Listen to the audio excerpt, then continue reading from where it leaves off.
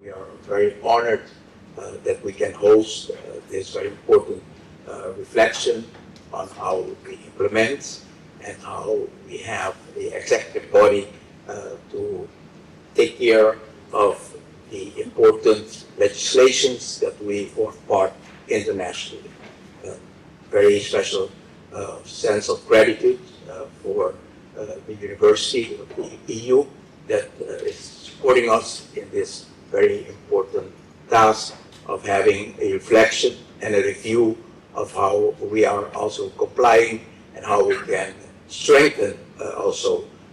the efforts that we make in order for sanctions to be upheld also with regard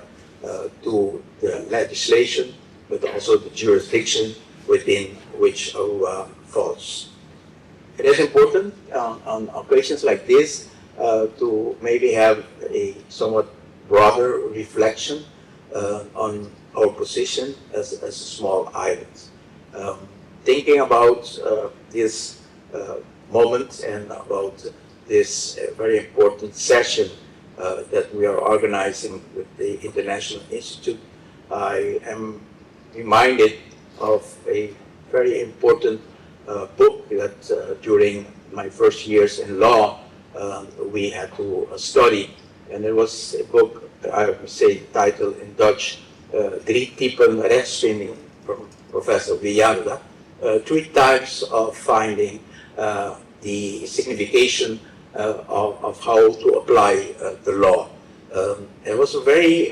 basic and fundamental reflection on how you have to find what is law actually, and when you read an article, do you search for what it says just by the legislation? Do you search what is meant for actable application of the law? Or do you search for what it means for policies? That type of reflection is also, I believe, very important for what we are doing here today.